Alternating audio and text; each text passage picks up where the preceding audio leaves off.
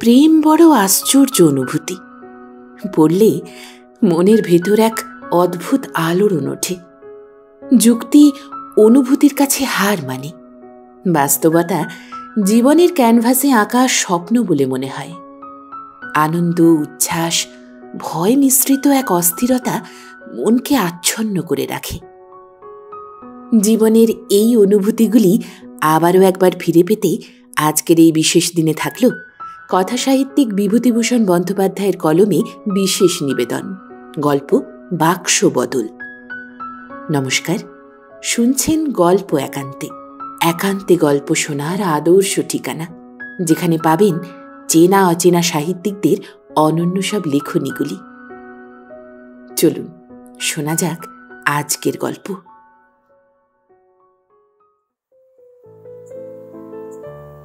প্রতুলের বাবার যা কাণ্ড, তার ব্যস্ততার জন্য সব মাটি। আজ তার রওনা না হলে এমন কিছু ক্ষতি হতো না। সব স্কুল কলেজ কাল খুলবে, পুজোর ছুটির পরে। সারা ট্রেনে, মোটর বাসে এই বলে লোক। প্রতুলের সে তাড়া নেই। তবে আজই এমন ভীষণ ভিড় সহ্য করে জনতার চাপে উদ্ব্যস্ত হয়ে না গেলে কি চলতো না? হিলি স্টেশন 23 মাইল রাস্তা। লোকে মোটঘাট ওঠাচ্ছে বাসের ছাদে। বাক্স, সুটকেস, বিছানা, হইচই গোলমাল। বেশিরভাগ কলেজের ছাত্র। তারা নর্থ বেঙ্গল এক্সপ্রেসে কলকাতা যাচ্ছে। প্রতুল যাবে আসাম মেলে বা ডাউন নর্থ বেঙ্গলে। বাস ছাড়ল। প্রতুলের দুপাশে দুটি দোকানদার। তারা তামাকের ব্যবসা করে। সেই বিষয়ে কথাবার্তা বলতে বলতে যাচ্ছে। সামনের বেঞ্চিতে একটি ভদ্রলোক স্ত্রী ও ছেলে মেয়ে নিয়ে বসে। একখানা বেঞ্চি ওরা জুড়ে বসে আছেন। ছেলে মেয়ে 3-4টি। তারা ভীষণ উৎপাত জুড়ে দিয়েছে বাসের মধ্যেই। তাদের দুষ্টুমি ও চেঁচামেচিতে প্রতুলের মাথা ধরে যাবার উপক্রম হয়েছে। প্রতুল যেখানটিতে অতি কষ্টে একটু জায়গা করে নিয়েছে, ছোট ছেলেটা অনবরত সেখানে এসে প্রতুলের কোলের ওপর বসে বাইরের দিকে তাকিয়ে থাকতে চাইছে। এতে কষ্ট ও অসুবিধা যথেষ্ট হলেও ভদ্রতার খাতিরে বিরক্তি চেপে যেতে হচ্ছে প্রতুলের। যুদ্ধের সবে আরম্ভ। বাসের ওদিকে 3-4টি ভদ্রলোক যুদ্ধ সম্বন্ধে তর্ক বিতর্ক ও আলোচনায় ব্যস্ত।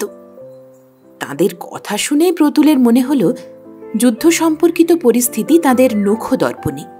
হিটলার বা চেম্বারলেন অপেক্ষাও তাঁরা জিনিসটা ভালো বোঝেন। কারণ তর্কের মধ্যে উভয় পক্ষের ভুলভ্রান্তি তারা বিশদভাবে বিচার ও বিশ্লেষণ করে পরস্পরকে দেখিয়ে দিচ্ছেন। ড্রাইভারের ঠিক পিছনে বাসের সামনের দিকটাতে গোটা কতক রিজার্ভ সিট। দুটি মেয়ে সেখানে বসে। তাদের সঙ্গে একজন প্রৌঢ় ভদ্রলোক, সম্ভবত মেয়ে দুটির অভিভাবক। মেয়ে দুটির মধ্যে একটির বয়স 18-19 বছর, অন্য মেয়েটির বয়স 22-23 হবে। বয়সে ছোট যে মেয়েটি, সে দেখতে বেশ সুন্দরী। অন্যটির রং শ্যামবর্ণ, মুখশ্রীও খুব ভালো বলা চলে না। তবু তার সারা দেহে কেমন এক ধরনের লাবণ্য মাখানো। প্রতুল 2-1 অল্পক্ষণের জন্য চেয়ে দেখেছে। কয়েক মাইল পরে বালুরঘাট টাউনে এসে বাস দাঁড়ালো। এখানে একটি মেয়ে উঠল, পুরুষ যাত্রীও অনেকগুলি। একেই বাসে নেই স্থান, তার উপর এতগুলি যাত্রী কোথায় বসে? অনেক নবাগত যাত্রী অগত্যা দাঁড়িয়ে রইল। রিজার্ভ সিটে মেয়েটির জায়গা হয়ে গেল। এরই মধ্যে আবার এক কানা ভিখিরি ভিক্ষে করতে আরম্ভ করেছে। সে উঠল বালুরঘাট থেকে 11.5 মাইল চলে এসে সদরডিহি বলে গ্রামে। রাজকাছারি আছে বলে এখানে বাস 10 মিনিট দাঁড়ায়। সামনের ভদ্রলোকটি ছোট ছেলেটির হাতে একটি পয়সা দিয়ে বললেন, দে, যা ভিখিরির হাতে দে। ছেলেটি এগিয়ে গিয়ে বলল, এই নাও ভিখিরি। ভদ্রলোক ধমক দিয়ে বললেন, ও কি, অমন বলতে নেই, ভিখিরি বলতে নেই, ছি। কানা ভিখিরি পয়সাটা নিয়ে একগাল হেসে ওর দিকে চেয়ে বললে, পোলাপানের কথা, ওদের এখন জ্ঞান কি আছে বাবু? খোকা বাবুর নাম কি? ও খোকা বাবু। বেজায় ধুলো উড়ে পেছন দিকটা আচ্ছন্ন করে ফেলেছে। প্রতুল ভাবছে, বাসের ছাদে তার বিছানার পুঁটুলিটার ওপর 7 পুরু ধুলো জমে গেল এতক্ষণ। রাস্তাও যে ফুরোতে চায় না। বড় বড় মাঠের উপর রাস্তা, মাঝে মাঝে বিল আর ধান ক্ষেত, আর 2-1টা চাষা গাঁ। কার্তিক মাসের মাঝামাঝি, তেমন গরম নেই তাই নিস্তার, নইলে বাসে যা ভিড়, গরমে ভীষণ কষ্ট হতো। চলন্ত বাসেও গরম কাটত না। প্রতুল একবার মুখ বাড়িয়ে দেখলে স্টেশন চোখে পড়ে কিনা। বালুরঘাট থেকে যে মেয়েটি উঠেছে, তার হাত থেকে একখানা বই হঠাৎ পড়ে গেল বাসের ঝাঁকুনিতে। কোনো একজনের পায়ের ঠোক্কর লেগে বইখানা বেঞ্চির ফাঁক দিয়ে গলে একেবারে এসে পড়ল প্রতুলের বেঞ্চির পায়ার কাছে। প্রতুল বইখানা নিচু হয়ে তুলে দেখলে কলেজ পাঠ্য ইংরাজি বই, 8 ভিক্টোরিয়ান পোয়েটস। ও সেখানা উঁচু করে তুলে ধরে মেয়েটির দৃষ্টি আকর্ষণ করে বললে, আপনার বইখানা পড়ে গিয়েছে, এই যে। হাতে হাতে বইখানা মেয়েটির হাতে গিয়ে পৌঁছল। প্রতুল এতক্ষণ ভালো করে লক্ষ্য করেনি। বাসে যে কটি মেয়ে আছে, সবচেয়ে এই মেয়েটি সুন্দরী। গায়ের রং ধপধপে ফর্সা। বয়স 20-র বেশি নয়, এখনো বিয়ে হয়নি। কলেজের ছাত্রী তা তো বোঝাই গেল। কোন কলেজে পড়ে? নাম কি মেয়েটির? বালুরঘাটে কার মেয়ে? হিলি হিলি। বড় বড় টিনের চালা ও শিরিষ গাছের সারি দেখা দিয়েছে। হিলির বাজার। স্টেশনের সিগন্যাল দেখা যাচ্ছে। ওরে নে, জুতো পরে নে সব, হিলি এসেছে। হ্যাঁ গা, সে 15 কৌটোটা কোথায়? দেখ দেখ, বেঞ্চির তলায় পড়ে গিয়েছে। বস না চুপ করে, গাড়ি দেখবি তো, স্টেশনটা আসুক। কটা জিনিস গুনে নাও। 1, 2, 3, 4। গাড়ির ছাদে আছে 1, 2, 3।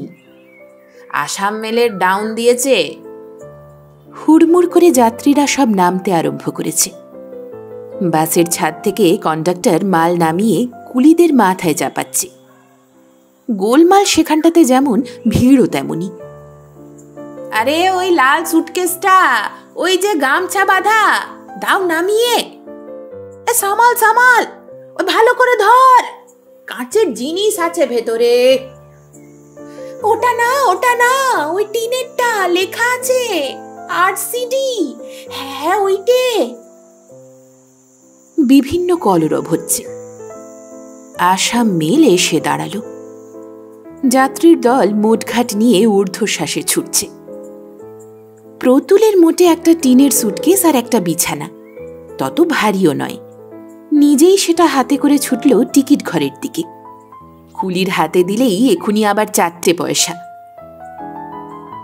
আসাম মেলে তত ভিড় ছিল না, কিন্তু পার্বতীপুর থেকে যে শিলং মেল ছাড়ল, সেটা আসছে লখনৌ বা কানপুর থেকে।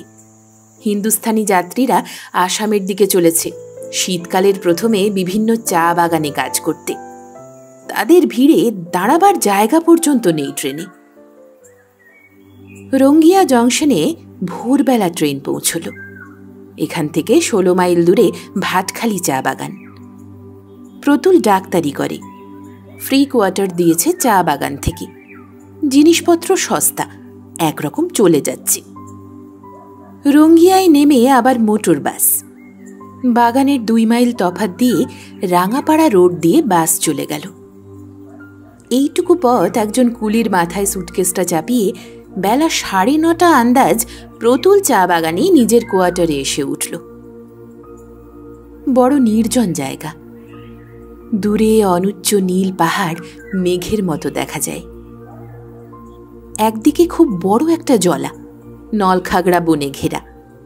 হেমন্তের সকালবেলা একটা আর্দ্র অপ্রীতিকর বাষ্প যেন উঠছে জলাটা থেকে। ম্যালেরিয়া ও কালাজ্বরের ডিপো এই চা বাগানগুলো।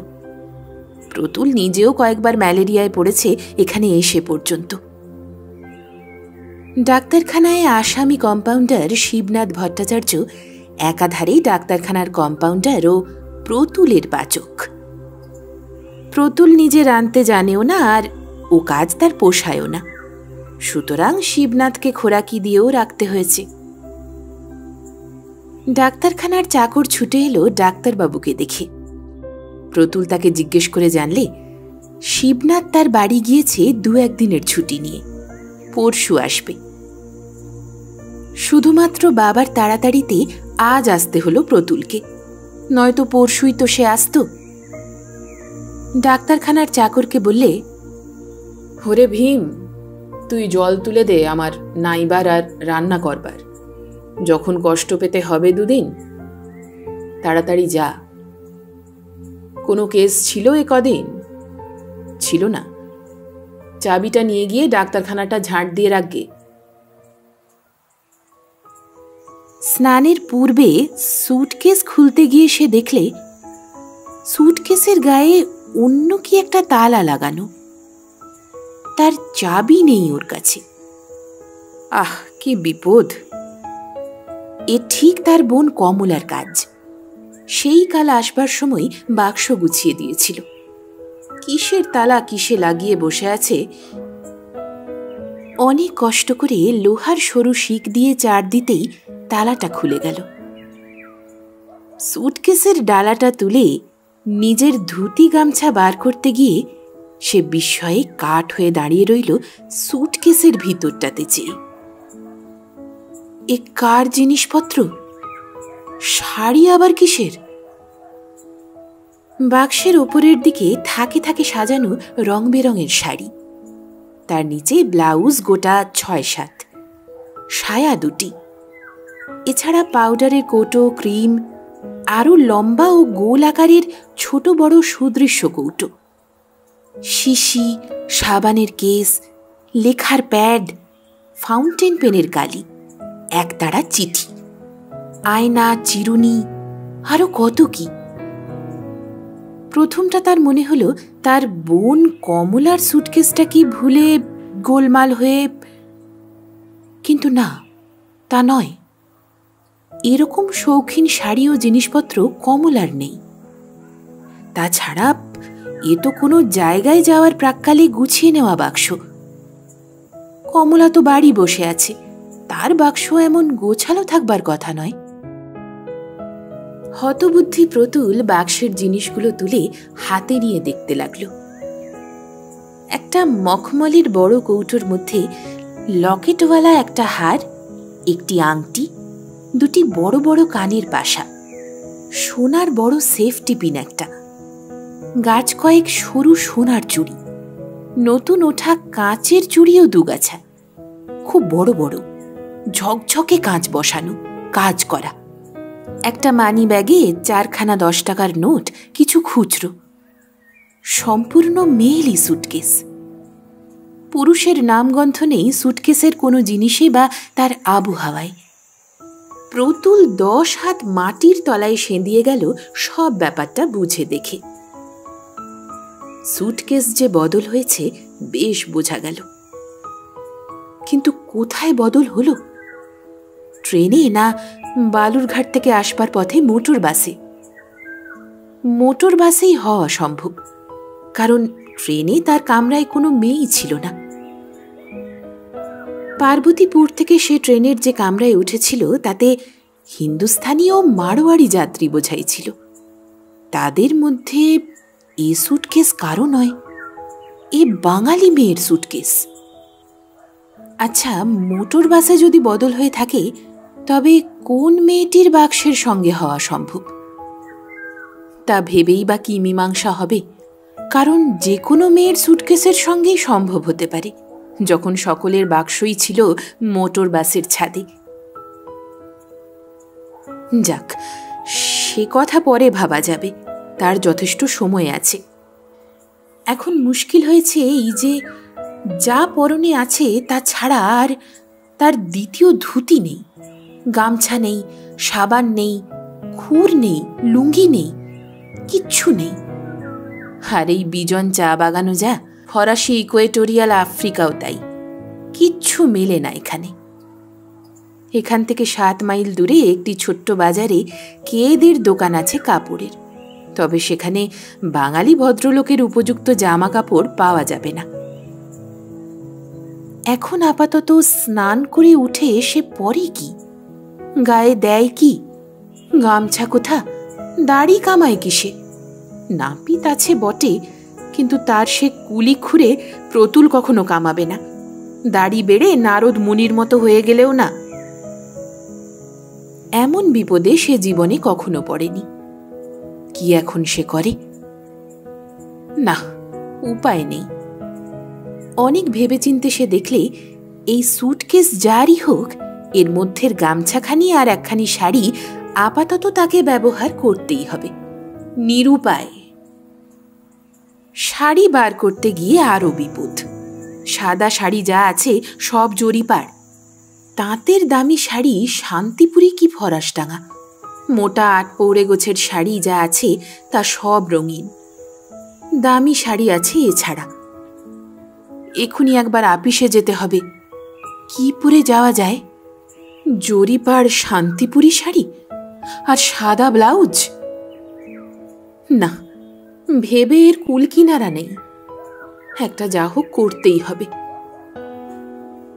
রঙিন একখানা শাড়ি পরে স্নান সেরে রেলে ব্যবহৃত যে আধময়লা জামা কাপড় বর্তমানে গায়ে আছে তাই পরেই যেতে হবে আপিসে ম্যানেজারের সঙ্গে দেখা করতে। ম্যানেজারকে সব কথা খুলে বলে এর একটা পরামর্শ চাইতে হবে। দাড়ি কামানো হলো না। রঙিন শাড়ি পরে স্নান সেরে সে রেলের জামা কাপড়ই অঙ্গে চাপিয়ে ম্যানেজারের সঙ্গে দেখা করতে গেল। ম্যানেজার ইংরেজ, নাম সিমসন। সে দাঁড়িয়ে দাঁড়িয়ে চা ঝোপের ছাঁটাই তদারক করছিল। প্রতুলকে দেখে পাইপ মুখ থেকে নামিয়ে বললে, hello doctor, good morning. You are here already? Thought you won't be here before tomorrow. Pratul বললে, এসেছি বটে, কিন্তু আমার বড় বিপদ স্যার। ওয়েল, হোয়াটস আমিস? সব শুনে সাহেব হো হো করে হেসে উঠল। সে doctor, you are a dog after women. What? Say it with the rose. If I were you... না স্যার, হাসি নয়, মুশকিলে পড়েছি। একখানা কাপড় নেই, জামা নেই, দাড়ি কামাবার খুর পর্যন্ত নেই। সাহেব হাসতে হাসতে বললে, সে বন্দোবস্ত হয়ে যাবে। আমার স্যুট একটা পাঠিয়ে দিচ্ছি, শেভিং সেট বাড়তি আছে, নিয়ে যাও। ইয়াং ম্যান তোমরা, তোমাদের রোম্যান্সে সাহায্য করব না এমন বেরসিক নই আমি। তোমাদের বয়সে রোম্যান্স কোথায় স্যার? বিপদ খুব। সোনার গহনা, মানি ব্যাগে টাকা, পুলিশে একটা খবর দেওয়া উচিত নয় কি? শেষকালে... আরে এখন থাক, আমায় বললে তো, এতেই হলো। তোমায় চোর বলে কেউ ধরতে পারবে না। আমার সামনেই বাক্সের একটা লিস্ট করা যাবে এখনো বেলা। চলো আমার বাংলোয়, জিনিসগুলো দিই তোমায়। দিব্যি রোম্যান্স বাঁধিয়ে বসে আছো। ধন্যবাদ স্যার, আপনাকে কষ্ট দেওয়ার জন্য আমি বড়ই... কিছু বলার আবশ্যক নেই, চলো। নিজের কোয়ার্টারে এসে খেয়ে দিয়ে সুস্থ হয়ে প্রতুল একটা সিগারেট ধরালো।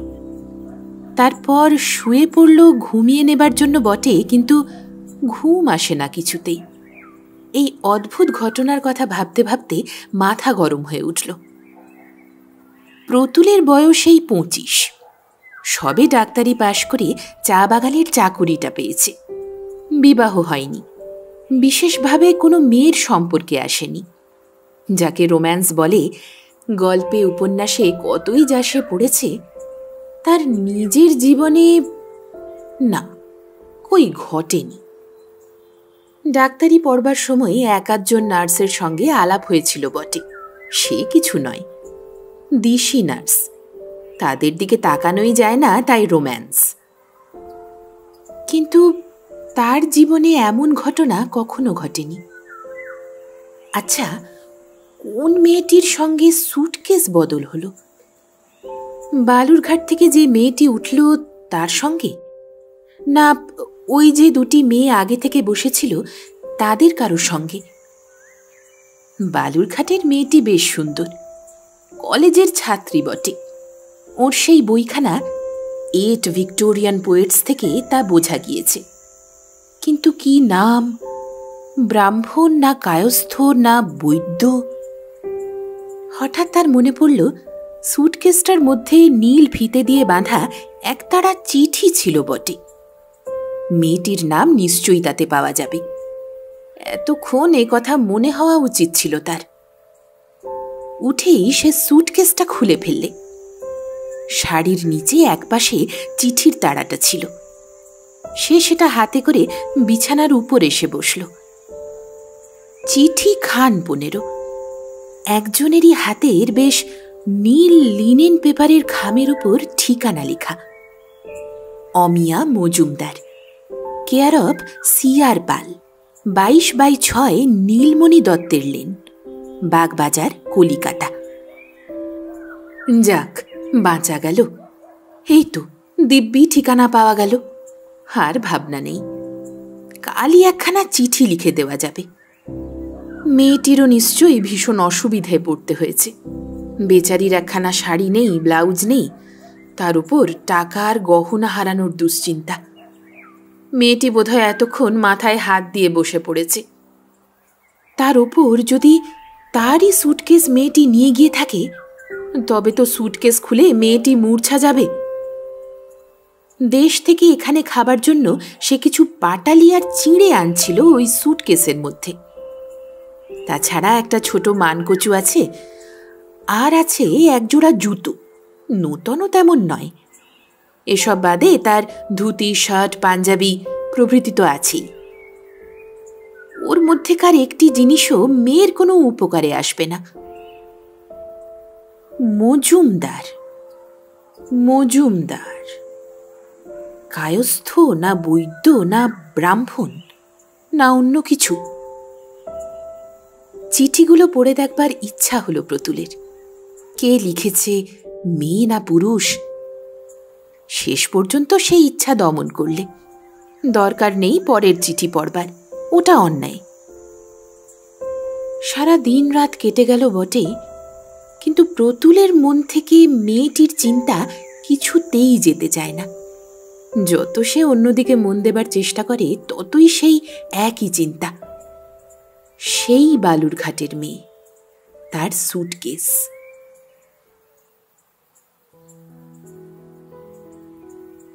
পরদিন সে মেয়েটিকে একখানা চিঠি দিলে। মাননীয় আশু, এই পাঠ ব্যবহার করে সে সুটকেসের বদলের সব অবস্থা খুলে জানালে। সুটকেসের মধ্যে যা যা ছিল, গহনা, টাকা, বস্ত্রাদির একটা তালিকাও দিলে চিঠিতে। অনিচ্ছাকৃত ত্রুটির জন্য মার্জনা ভিক্ষাও বাদ গেল না। সে যে কি ভীষণ লজ্জিত ও দুঃখিত হয়েছে এজন্য, অন্তত 3 বার সে কথা লিখলে 3 জায়গায়। আর লিখলে তার নিজের সুটকেসটি কি ওখানে আছে? চিঠি ডাকে দিয়ে 2-3 দিন দুরু দুরু বক্ষে উত্তরের প্রতীক্ষায় রইল প্রতুল। না জানি কি উত্তর আসে।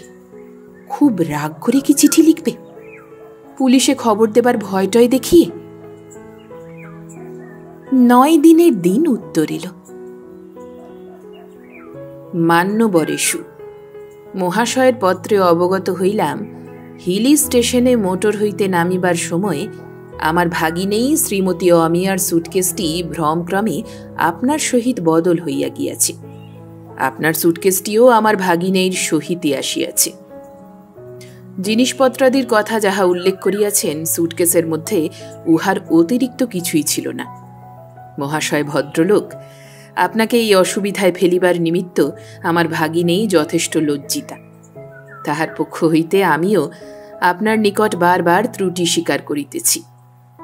বাক্সটি ইনশিওর্ড আনপেড রেলওয়ে পার্সেলে পাঠাইয়া দিবেন। আপনার সুটকেসটিও সেইভাবেই পাঠাইব। রেলের রসিদটা উপরের ঠিকানায় পাঠাইয়া বাধিত করিবেন। বিনীত, শ্রী ভবতারণ চক্রবর্তী। পত্র পেয়ে প্রতুলের যে কিছু আশাভঙ্গ না হয়েছিল এমন নয়।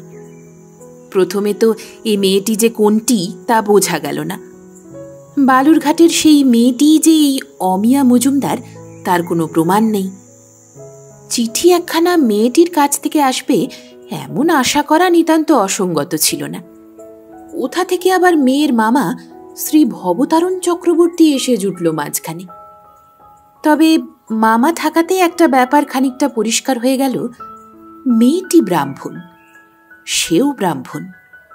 তাতেও বেশি এমন কিছু সুবিধে যে কি, প্রতুল ভালো করে যখন ভাবলে তখন কিছুই বুঝতে পারলে না। পরদিন লোক পাঠিয়ে সে সুটকেসটি রেলে বুক করে দিলে এবং তার নিজের সুটকেসটিও সে সপ্তাহের শেষে একদিন অক্ষত অবস্থায় কুলির মাথায় চেপে তার কোয়ার্টারে এসে পৌঁছল।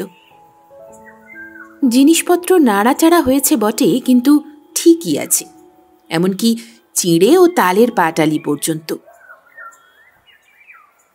ব্যাপারটা বেমালুম মিটে গেল। এরপর আর কি ঘটতে পারে? কিছুই না। কিন্তু প্রতুল কিছুতেই মেয়েটির কথা একেবারে ভুলতে পারলে না।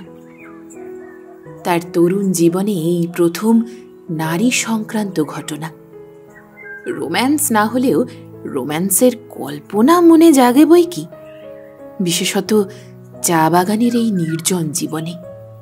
তাছাড়া কোন মেয়ে যে ছিল এটি, সেই বালুরঘাটের। মেয়েটির কাছ থেকে একখানা ধন্যবাদ জানিয়ে চিঠি আসবে এ আশাও প্রতুলের ছিল, কিন্তু তাও আসেনি।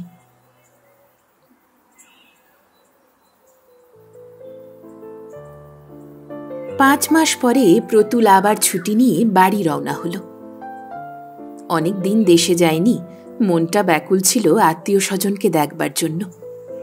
ওর বোন কমলাকে ও বড় ভালোবাসে। কমলার বিবাহের কথাবার্তা চলছে, সামনের বৈশাখেই বোধহয় বিয়ে হয়েও যাবে।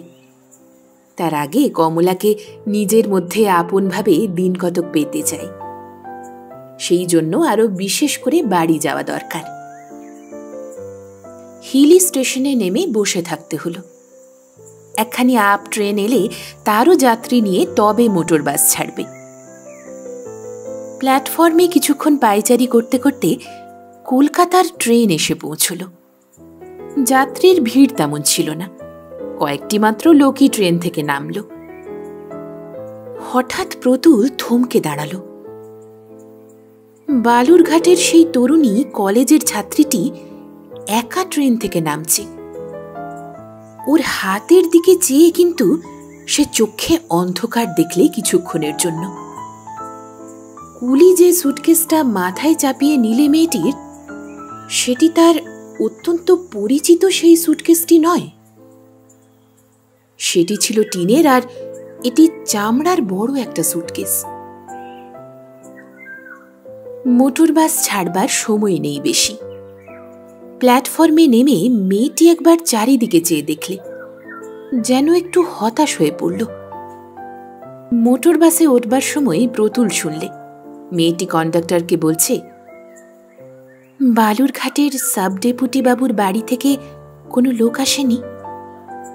কন্ডাক্টর বললে, डेपुटी साहब नहीं माई जी, आप उठिए, हरज क्या, बालूरघाट में उतार देगा।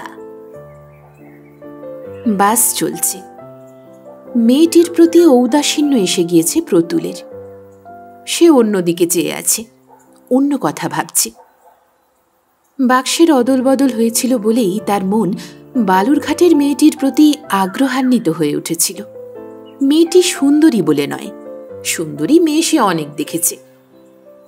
এমন একটা ঘটনা ঘটেছিল যে মেয়ের সম্পর্কে তার প্রতি মন আকৃষ্ট হওয়া খুবই স্বাভাবিক। প্রতুল কেন, সকলেরই হয়।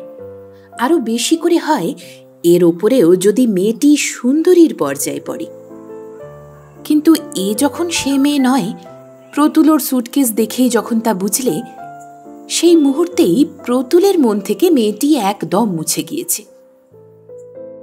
যাকে নিয়ে তার মন নিভৃতে কত স্বপ্ন জাল বুনেছিল একসময় ভাটিখালি চা বাগানের বনানী বেষ্টিত নির্জন বাংলোতে, সে মেয়ে নয়। যাত্রীদের ভিড় বেশি নেই, ভদ্রলোকও নেই, সে আর ওই মেয়েটি ছাড়া। ড্রাইভারের ঠিক পিছনে রেলিং দিয়ে অন্য যাত্রীদের বসবার জায়গা থেকে পৃথক করা রিজার্ভ সিটে মেয়েটি বসে আছে। প্রতুল ঠিক তার পিছনের লম্বালম্বিভাবে পাতা বেঞ্চির প্রথমেই বসেছে, রিজার্ভ সিটের পেতলের গরাদে ঠেস দিয়ে। একটা ছোট্ট বাজারে বাস দাঁড়ালো, দু একজন যাত্রী ওঠানামা করল। প্রতুল লক্ষ্য করলে মেয়েটি তার দিকে চেয়ে চেয়ে দেখছে। কি যেন বলবার আছে তার, কিন্তু বলতে যেন বাঁধো বাঁধো ঠেকছে, এইরকম একটা ভাব। কি বলবার থাকতে পারে মেয়েটির? সে কি এগিয়ে গিয়ে মেয়েটির সঙ্গে কথা কইবে? মোটর বাস ছাড়বার কিছুক্ষণ পূর্বে মেয়েটি ওর দিকে ফিরে বললে, আপনি কি বালুরঘাট যাবেন? প্রতুল চমকে উঠে বলল, বালুরঘাট? হ্যাঁ, তা না, কেন বলুন তো? প্রতুলের উত্তর দেওয়ার ধরন ও অবস্থা দেখে তরুণীর সুন্দর মুখে হাসির অতি ক্ষীণ অস্পষ্ট রেখা ঈষৎ ফুটে উঠেই মিলিয়ে গেল। সে বললে, দেখুন, আমি বড় মুশকিলে পড়ে গেছি। রাত হয়ে গেল, বালুরঘাটে আমার কাকা গভর্নমেন্ট অফিসার, বাসা থেকে লোক আসবার কথা আছে নর্থ বেঙ্গলের সময়। আমি একটা ট্রেন আগে এসে পড়েছি, কি করে বাসায় যাব? তাছাড়া আপনি যদি আগে নেমে যান, তবে গাড়িতে তো আর দ্বিতীয় ভদ্রলোক নেই। এই অন্ধকার রাত, এ পথে ভয়ও তো আছে জানি। মেয়েটি যেন অসহায়ভাবে ওর মুখের দিকে চাইলে। প্রতুল লাফিয়ে উঠল প্রায়, বললে, কোনো ভয় নেই, আমি আপনাকে পৌঁছে দেব বাড়ি, আমিও ওইখানেই যাব, চলুন। মেয়েটি যেন সাহস ও আশ্বাস পেয়ে মনের বল ফিরিয়ে পেলে, কিন্তু মুখে বললে, আপনাকে সে বড় কষ্ট দেওয়া হবে। আপনি বালুরঘাটে নেমে দয়া করে আমাকে একখানা গাড়িতে তুলে। আরে কিছু না, আপনি সেজন্য কিছু মনে করবেন না। কার বাসায় যাবেন আপনি? আমার কাকা ওখানকার সাব ডেপুটি সুধাংশু কুমার মজুমদার। প্রতুলের বুকের মধ্যে হঠাৎ যেন দুলে উঠল। যে কথাটা ভুলেছিল এতক্ষণ, সেটা আবার ওর মনে সাড়া জাগাল। একটা কথা বলবো? যদি কিছু মনে না করেন, আপনার নামটি কি জিজ্ঞেস করতে পারি কি? আগে আমার নাম অমিয়া মজুমদার। প্রতুলের মাথা ঘুরে উঠল। বাস, লোকজন, গাছপালা, পৃথিবী, আকাশ বাতাস দুলে উঠল, যেন এক বিরাট ভূমিকম্প। অমিয়া মজুমদার, অমিয়া মজুমদার। কিন্তু অতি কষ্টে নিজেকে সামলে বললে, আর একটা কথা বলবো, কিছু যদি মনে না করেন। আপনার সঙ্গেই আমার সুটকেস বদল হয়েছিল গত পুজোর ছুটির সময়। আমারই নাম প্রতুল ভট্টাচার্য। আমি ভাটখালি চা বাগানে থাকি, ডাক্তার। মেয়েটির ডাগর চোখে বিস্ময় ও কৌতূহলের দৃষ্টি ফুটে উঠল। অল্পক্ষণ চুপ করে ওর দিকে চেয়ে থেকে বললে, ও, আপনি প্রতুল বাবু? আপনাকে আমি চিনি। আমাকে আমাকে চেনেন কিভাবে? সেবার বাসে আমার একখানা বই পড়ে যাওয়াতে আপনি আমায় কুড়িয়ে দিয়েছিলেন না? প্রতুল হেসে বললে, হ্যাঁ ঠিক বটে, মনে পড়েছে। কিন্তু বাক্স বদলের চেনাটা বড় বেশি রকম করে চেনা নয় কি? ওহ, কি কষ্ট দিয়েছিলুম আপনাকে, মনে থাকবে চিরকাল। মেয়েটি প্রতিবাদের সুরে হাসি মুখে বললে, না না, তা আর কি, অমন ভুল তো হয়েই থাকে, আমারই দোষ। আরে আপনার কি দোষ? আমার দোষ। যতই তাড়াতাড়ি হোক নিজের জিনিস দেখে নেওয়া উচিত ছিল। আপনি কোন কলেজে পড়েন? স্কটিশ চার্চে। এবার দেবেন বুঝি বিয়ে? 3rd ইয়ার শেষ হবে এবার, সামনের বারে দেব। আপনার মামার নাম বুঝি ভবতারণ বাবু? মামার বাড়িতে থাকেন বুঝি? না, মামার বাড়ি ওটা নয়, মামা একা থাকেন, উনি জ্যোতিষী, কেউ নেই বাসায়, আমি রাঁধি, মামা আর আমি থাকি। রাত্রি 8:30টার সময় বালুরঘাটে বাস এলো। প্রতুল মেয়েটিকে বললে, আপনাদের বাসা কত দূর, একখানা গাড়ি করি? মেয়েটি বললে, গাড়ি করতে হবে না, কুলির মাথায় দিয়ে চলুন যাই, ওই মোড় ঘুরলেই 3 মিনিটের পথ। এরা বাসায় পৌঁছতেই এক দল বালক বালিকার উল্লাসসূচক কলরবের মধ্যে ওদের অভ্যর্থনা হল। মেয়েটির কাকা সুধাংশুবাবু প্রতুলকে যথেষ্ট আপ্যায়িত করলেন। প্রতুল তখনই চলে যেতে চাইলে সে কথায় তিনি কর্ণপাতও করলেন না। রাত্রি তিনি কোথাও তাকে যেতে দেবেন না, কাল সকালে সে পরামর্শ হবে কখন যাওয়া যায় না যায়। আপাতত হাত মুখ ধুয়ে বিশ্রাম করে একটু চা খেলে তিনি কৃতার্থ হবেন। ইতিমধ্যে বাড়ির মধ্যে মেয়েটির দ্বারাই রাষ্ট্র হয়ে গেল যে এই সেই লোক যার সঙ্গে তার বাক্স বদল হয়েছিল। এতক্ষণ পর্যন্ত প্রতুল ছিল মাত্র জনৈক সহৃদয় পথিক ভদ্রলোক, যিনি তাদের অমিয়াকে একা আসতে দেখে দয়া করে তাকে বাসায় পৌঁছে দেবার কষ্ট স্বীকার করেছেন। কিন্তু এ কথা প্রকাশ হবার পরে প্রতুল বাসাশুদ্ধ সকলের নতুনতর কৌতূহল এবং প্রশংসার কেন্দ্র হয়ে উঠল। মেয়েটির কাকা বাড়ির মধ্যে থেকে এ কথা শুনে এসে তাকে বললেন, আপনার সম্বন্ধে যে কথা শুনলুম মমির মুখে, তাতে আপনাকে আর সাধারণ ভদ্রলোক বলে ভাবতে পারি নে তো। আপনি অতি মহৎ লোক। এভাবে যে আপনার সঙ্গে আলাপ হয়ে যাবে এ ধারণার অতীত।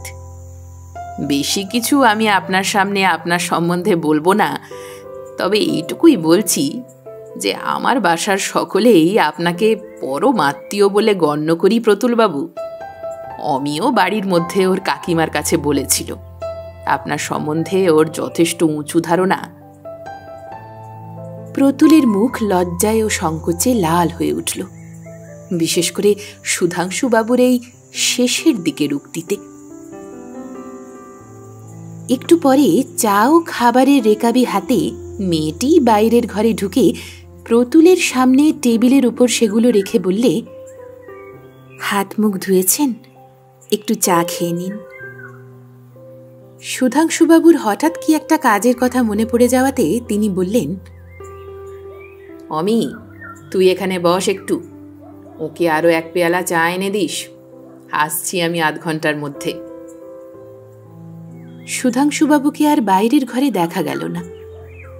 প্রতুল ইতিমধ্যে মেয়েটির সম্বন্ধে অনেক কথা জেনে ফেলেছে। ওর বাবা মা নেই, অনেক দিন মারা গেছে, কাকা মানুষ করছেন বহুদিন থেকে। আইএতে মেয়েটি 20 টাকা স্কলারশিপ পেয়েছিল, কলেজে ও ফাইন আর্টস সোসাইটির সেক্রেটারি। কলেজে গানের প্রতিযোগিতায় প্রথম হয়ে মেডেল পেয়েছে এ বছর। কলেজের ম্যাগাজিনে ওর লেখা ছোট গল্পও বেরিয়েছে। বিএ পাশ করে ও নিশ্চয়ই এমএ পড়বে, ইত্যাদি ইত্যাদি। মেয়েটি সরাসরিভাবে অবশ্য এসব সংবাদ প্রতুলকে বলেনি। প্রতুলের প্রশ্নে কতকটা নিজে থেকেই ঘুরিয়ে ফিরিয়ে এমনভাবে বলেছিল যে প্রতুলের তথ্যগুলি অজ্ঞাত রইল না আধ ঘন্টা সময়ে শেষ হবার পূর্বেই। সুধাংশুবাবু পুনরায় বাইরের ঘরে ঢুকতেই অমিয়া উঠে চলে গেল। পরদিন সকালে উঠে প্রতুল যাবার উদ্যোগ করতেই সুধাংশুবাবু ওকে জানালেন বাড়ির মধ্যে বলেছে এবেলা যাওয়া হবে না তার, খেয়ে দেয়ে ওবেলা ধীরে সুস্থে গেলেই চলবে। প্রতুলের সম্বন্ধেও সুধাংশুবাবু অনেক কথা জানলেন কথায় কথায়। সে MB পাশ করেছে 8 বছর, চা বাগানে চাকরি করে, 100টি টাকা মাইনে। ওরা রাঢ়ী শ্রেণীর ব্রাহ্মণ। বাবা মা বেঁচে আছেন, দেশে জমি জায়গা আছে, ইত্যাদি ইত্যাদি। বাঙালির সংসার, বাপ মা মরা বয়স্থা মেয়ে কাকার ঘাড়ে। পাত্র হিসেবে প্রতুল ভালোই। সম্মুখে আবার শুভ বৈশাখ মাস। অতএব এর পরে আর খুব বেশি কিছু বলবার নেই, থাকবার কথাও নয়।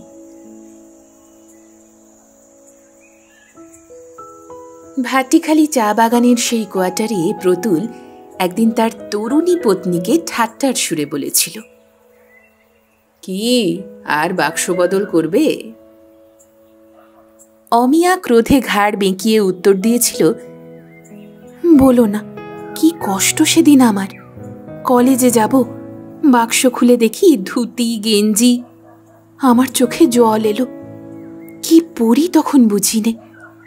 বাড়িতে দ্বিতীয় মেয়ে মানুষ নেই, নিয়ে উঠে কি যে পড়ি তার ঠিক নেই। কি বিপদ যে গিয়েছে সেদিন আমার। আর বাক্স বদল হলো কিনা একজন গেঁয়ো লোকের সঙ্গে। বাক্সের মধ্যে আবার চিড়ে গুড়, পুরনো তালি দেওয়া জুতো। উফ মাগো!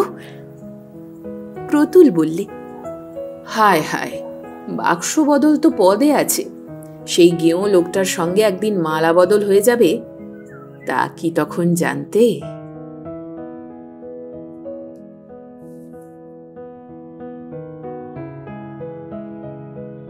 আপনারা শুনছিলেন সাহিত্যিক বিভূতিভূষণ বন্দ্যোপাধ্যায়ের কলমে গল্প বাক্স বদল। গল্প পাঠে আমি রিয়া। গল্পটি কেমন লাগলো কমেন্ট করে আপনার মূল্যবান মতামত অবশ্যই জানাবেন। ভালো লাগলে আমাদের গল্পগুলি প্রিয় মানুষের সাথে শেয়ার করবেন, আর পরবর্তী গল্প শোনার জন্য সাবস্ক্রাইব করে সঙ্গে থাকতে ভুলবেন না। সঙ্গে থাকুন, শুনতে থাকুন গল্প একান্তে।